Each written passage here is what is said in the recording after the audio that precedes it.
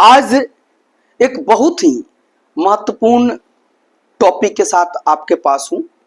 वैसे तो NCERT series अभी चल रहा है, लेकिन छात्र और छात्राओं की ही डिमांड पर जो छात्र और छात्राएं किसी कॉम्पिटिटिव एग्जाम्स की तैयारी कर रही हैं, तो उनके लिए बीच बीच में कुछ मैं वैसे चीज़ों को डालता हूं या यहाँ पर आपको पढ़ाता हूं जो कि बहुत ज़रूरी है। और सिस्टमेटिक तरीके से अगर मैं चलूं तो उसको आने में काफ़ी समय लगेगा। ये सब चीज़ भी बुक्स में मिलेंगे, तो इसलिए इसको चुन चुन के जहाँ से क्वेश्चंस पूछे जा सकते हैं उन चीज़ों को मैं बताता हूँ। तो आज हम उदंतपुरी विश्वविद्यालय या महाविद्यालय के बारे में चर्चा करेंगे। और अभी हम जो भारत के प्रसिद्ध जो प्राचीन यूनिवर्सिटीज़ थी और जो कि इंटरनेशनल हुआ करती थी, तो उनकी हम चर्चा करते हैं। और उसमें हालांकि सबसे प्राचीन जो भारत की ही नहीं विश्व की यूनिवर्सिटी तक्षशिला विश्वविद्यालय की चर्चा हो चुकी है। नालंदा विश्वविद्यालय की जो विश्व का पहला रेजिडेंशियल यूनिवर्सिटी है उसकी चर्चा मैं कर चुका हूँ। विक्रमशिला विश्वविद्यालय की चर्चा कर चुका हूँ और आज मैं उदंतपुरी विश्वविद्यालय की चर्चा कर रहा हूँ। तो आइए इसको आप समझिए और बहुत ही शॉर्ट में इसको मैं बताऊंगा जो कि आपके लिए जरूरी है। सबसे पहले तो आप ये जानिए कि देखिए मेरे हाथ में स्टिक है।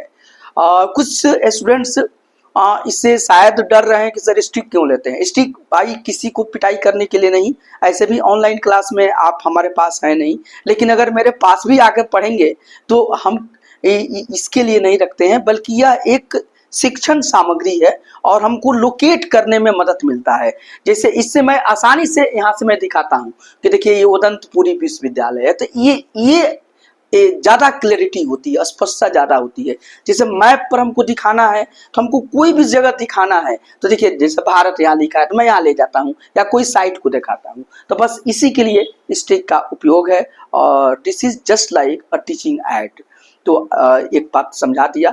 अब देखिए उदंतपुरी विश्वविद्यालय की आज मैं चर्चा कर रहा हूँ। यह एक बौद्ध विश्वविद्यालय था, बौद्ध विश्वविद्यालय और बुद्धिस्ट यूनिवर्सिटी था। और साथ ही साथ यहाँ पर हालांकि जितने भी जो बुद्धिस्ट यूनिवर्सिटी थे वहाँ बौद्ध धर्म और दर्शन के अलावे जो अन्य सब्जेक्ट थे, ग्रामर थे, व्याकरण थे, या जो वैदिक रिलीजन से संबंधित जो वहाँ पर विषय थी उसकी भी जानकारी वहाँ पर रहती थी और लाइब्रेरी में सभी की पुस्तकें रहती थी और पढ़ाई जाती थी। तो देखिए सबसे पहले तो आइए कि ये उदंतपुरी विश्वविद्यालय है कहाँ या कहाँ था, मतलब इसका साइट कहाँ है। अभी तो विश्वविद्यालय समाप्त हो चुका है, लेकिन उदंतपुरी विश्वविद्यालय की जो स्थल है या भारत के किस कोना में यह था, तो सबसे पहले तो मैं बताना चाहूँगा कि इसका जो स्थान है ये बिहार में था और बिहार शरीफ में था। इसी जगह पर जो महाविहार था नष्ट करके उसका नाम बिहार शरीफ रख दिया गया, क्योंकि विहार का मतलब विहार होते हैं, जो बौद्ध मोनेस्ट्री होते थे उन्हीं को विहार कहा जाता था, तो वो बौद्ध, तो इसका नाम भी था ग्रंथों में उदंतपुरी महाविद्यालय या महाविहार करके मिलता है, नालंदा महाविहार करके मिलता है। और जो विहार होते थे वहां ये शिक्षा के केंद्र हुआ करते थे और यूनिवर्सिटी का काम करते थे। तो खैर आइए अब यहाँ पर देखिए इसका संस्थापक कौन है। तो इसका संस्थापक यह पाल शासक थे, पाल शासक, और उसमें गोपाल को श्रेय दिया जाता है, पाल शासक गोपाल को। लेकिन जो तिब्बती परंपरा है वहां गोपाल या देवपाल की भी चर्चा होती है। एक्चुअली ये जो पाल शासक बाद में इन्होंने बौद्ध धर्म को बहुत संरक्षण दिया और बौद्ध धर्म को बहुत आगे बढ़ाया। जैसे कि आपने धर्मपाल के बारे में सुना, धर्मपाल जो है वो भी पाल शासक थे और बहुत प्रसिद्ध पाल शासक हुए और उन्होंने नालंदा विश्वविद्यालय को रिपेयरिंग कराया, मरम्मत कराया था और 200 गांव दान दिए थे। तो इसका था यहाँ पर भी महाविहार को बहुत ही एक तरह से हृदय से उन्होंने यहाँ पर भी दान दिया है और इसको संरक्षण प्रदान किया है। तो खैर अगर आपको आएगा तो ये गोपाल हैं, तिब्बती परंपरा में गोपाल या देवपाल दिया जाता है। तो ये पाल शासक इसका स्थापना कर रहे थे और जैसे और ये स्थापना जो समय है 8वीं शताब्दी के आसपास है। तो ये समय जो है 8वीं शताब्दी लिख लीजिए, समय पूछा जाएगा 8वीं शताब्दी, 8वीं शताब्दी या सती, 8वीं सती में इसका स्थापना हुआ था। अब देखिए ये बिहार शरीफ है कहाँ, ये मैं पहले मैप पर दिखाऊं। यही देखिए स्टिक का कितना महत्व है, देख लीजिए ये बिहार है, बिहार की राजधानी पटना है। देखिए यही बिहार शरीफ है, ये बिहार शरीफ है, ठीक है। यही बिहार शरीफ में यह उदंतपुरी विश्वविद्यालय या महाविहार कभी हुआ करता था, तो यही बिहार शरीफ है और ये शिक्षा का एक महान केंद्र था। अब देखिए ये नालंदा से 10 किलोमीटर दूरी पर है। नालंदा जो विश्वविद्यालय की आपसे हम चर्चा करता हूँ, नालंदा महाविहार की, तो नालंदा से 10 किलोमीटर की दूरी पर है, या इसी को 6 मील की दूरी पर बताया जाता है।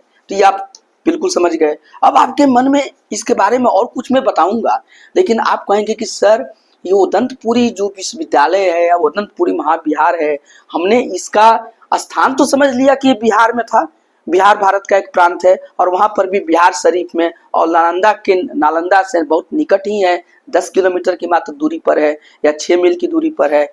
सर ये बताइए कि इतनी बड़ी ये जो विश्वविद्यालय या महाविहार था, ये कैसे नष्ट हुआ? तो भाई इसका भी नष्ट का कारण बख्तियार खिलजी था, और कहा जाता है कि 1197 ईस्वी में इसने किया। बख्तियार खिलजी ने ही नालंदा विश्वविद्यालय को भी नष्ट किया था, इसी ने विक्रमशिला विश्वविद्यालय को नष्ट किया था।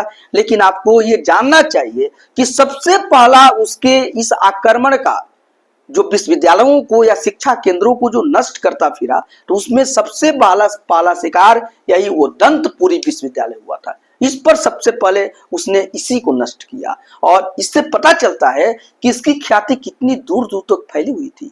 कभी कभी तो ये नालंदा महाविहार से भी टक्कर लेता था और ये बहुत प्रसिद्ध शिक्षा का केंद्र बन चुका था। लेकिन ये जो बख्तियार खिलजी था वो तो शिक्षा का घोर विरोधी था और बुद्धिस्ट लोगों से भी एक तरीके इसका विरोधी था। तो यहाँ पर वो आया था और यहाँ पर आके आक्रमण किया, साथ ही साथ लूट किया, क्योंकि महाविहार में बहुत सारे संपत्ति भी होते थे, तो ये लूट किया यहाँ पर, और यहाँ पर कत्ल किया। एक बताऊंगा कि ये जो नालंदा महाविहार या विश्वविद्यालय है, इसका संचालन भिक्षु संघ करता था।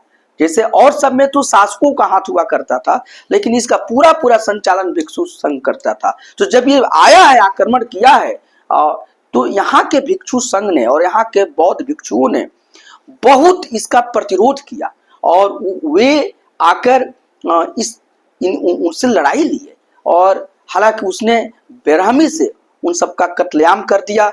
बहुत तो भाग गए, बहुत तो डट कर मुकाबला किए, और अंततः यहाँ लूट मचाया गया, कत्लेआम किया गया, और इस महाविहार में भी या इस विश्वविद्यालय यानी उदंतपुरी विश्वविद्यालय में भी उसने अंततः आग लगा दिया। हर जगह वो आग लगा देता था और वहाँ पर धू धू करके वहाँ के सामग्री जलते थे।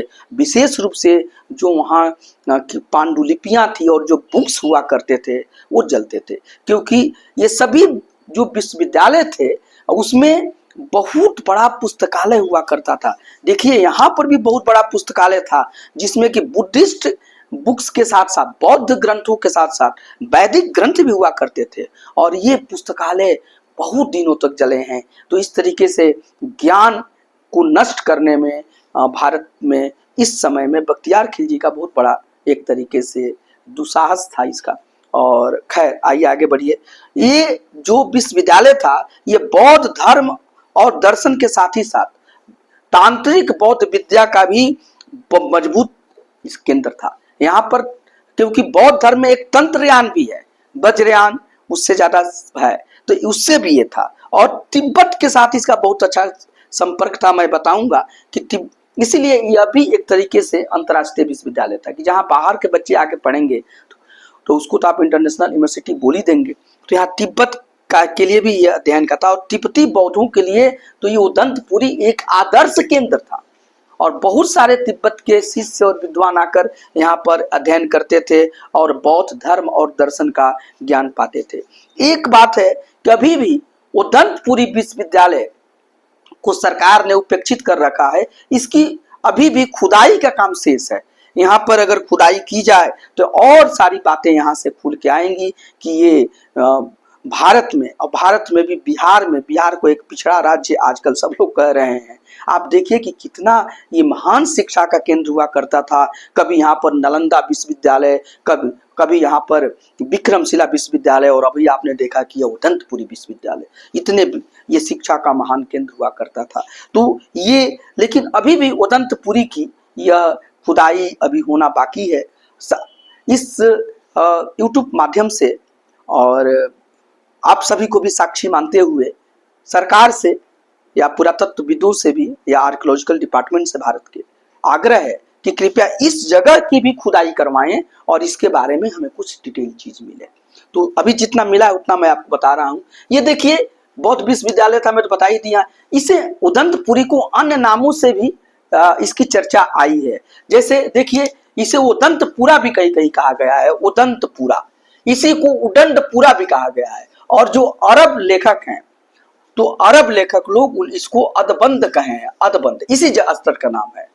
एक बहुत बड़े विद्वान हुए थे लामा तारानाथ, ये भी बुद्धिस्ट थे। तो लामा तारानाथ ने इसको उदयंतपुरी महाविद्यालय बोला है, ओडयंतपुरी, बस मिलता जुलता है। तो इसका अन्य नाम भी मिलते हैं अलग अलग ग्रंथों में। इस स्थान, ये जो अभी ये जो साइट था उदंतपुरी विश्वविद्यालय की या उदंतपुरी महाविहार की जो स्थल था, अभी ये स्थल के आसपास अभी एक ओमपुर नामक गांव है। इसका जो ये स्थान और इसका जो समीपवर्ती या समीप का गांव है सबसे निकट, उस गांव का नाम अभी क्या है, ओमपुर। देखिए ये बिहार शरीफ में है। अभी आप कभी घूमने जाइए तो बिहार शरीफ में जाइए, वहां ओमपुर गांव में जाइएगा, वही स्थल था ये उदंतपुरी महाविहार का या उदंतपुरी विश्वविद्यालय का। और मैं बता ही दिया कि इस विश्वविद्यालय का या महाविहार का जो संचालन करता था, जो बुद्धिस्ट यूनिवर्सिटी होते थे ना, उसको महाविहार कहा जाता था, इसलिए आप कंफ्यूज मत होइए।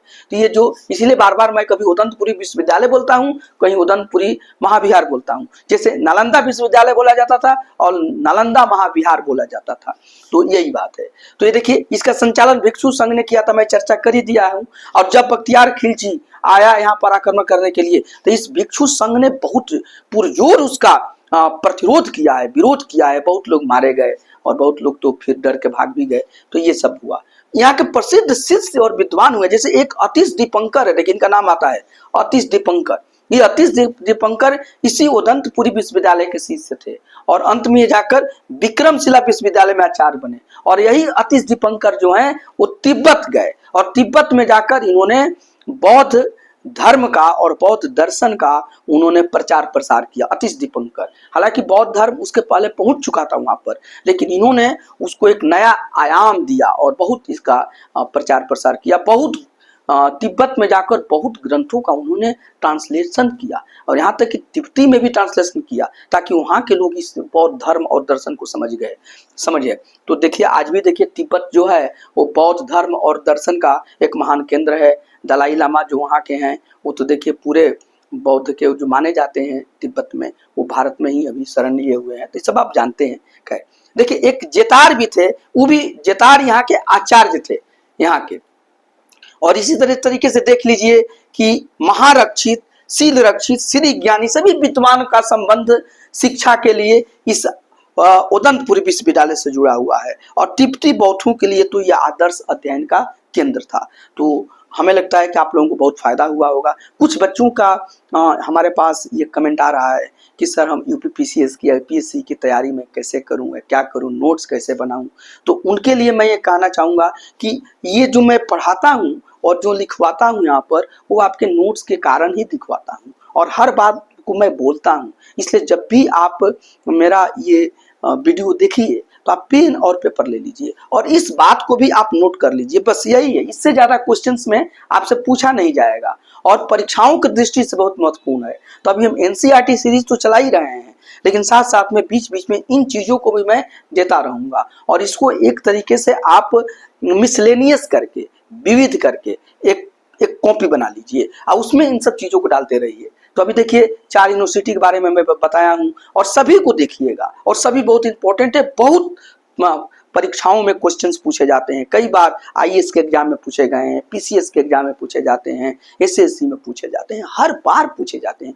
जो भी आप एग्जाम देने जा रहे हैं, यहाँ तक कि टीचर का भी जो आजकल एग्जाम हो रहा है, अभी बिहार में हुआ था, फिर उत्तर प्रदेश में होने वाला है, तो उसमें भी ये क्वेश्चन से आते हैं। ये बहुत इंपॉर्टेंट है। तो एक मिसलेनियस करके मैं जो पढ़ा रहा हूँ उसको आप उसको पढ़िए, और आपके पास तो सुविधा है, ये वीडियो है, इसको बार बार आप पॉज करके रिवाइज करके आप देख सकते हैं। तो पहले तो इसको आप नोट कर लीजिए। देखिए मैं जगह देख देता हूँ, आप इस सब चीज़ को नोट कर लीजिए, इससे ज़्यादा आपको जानकारी नहीं आएगा। तो ये आपके लिए एक नोट्स ही है। तो जो भी मेरी बेटी या बेटा या मेरी बहन या भाई ने इस तरह का क्वेश्चंस मुझसे पूछा है, उसका यही आंसर है कि मैं बिल्कुल, मुझे इस बात का एहसास है कि बच्चे चाहते हैं कि शॉर्ट नोट्स उनका बन जाए, उसी को पढ़ाई करें। तो आपके लिए ही मैं ये बनाता हूँ, और ये आपका नोट्स ही है, आप विश्वास करके कर लीजिए। और ऑथेंटिक नोट्स है, गलत चीज़ नहीं है, क्योंकि इतने शिक्षण अनुभव के बाद मैं आपको पढ़ा रहा हूँ। तो आप ये नोट्स के रूप में देखिए, इसको आप नोट कर लीजिए और साथ ही साथ बात को सुनिए। और अगर कोई भी आपके पास समस्याएं आ रही हैं या मन में कोई भी विचार है तो आप कमेंट सेक्शन में ज़रूर लिखिए। बहुत बच्चे लिख रहे हैं और मैं सब कमेंट्स को पढ़ता हूं और मुझे अच्छा लगता है। अगर अभी तक आप डॉक्टर ए.के. ओझा यूट्यूब चैनल को सब्सक्राइब नहीं किए हैं तो कर लीजिए।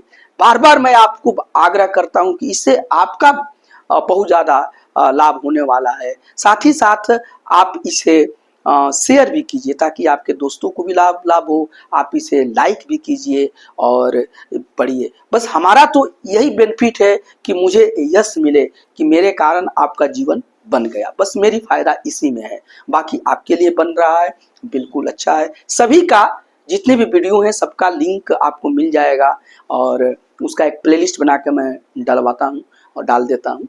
तो आप उसको खोलकर पीछे की भी सभी वीडियो को देखिएगा। एनसीईआरटी सीरीज के साथ बने रहिए, रेगुलर क्लास को देखिए। और इसी के साथ आपको बहुत बहुत धन्यवाद। आप इसे नोट कर लें।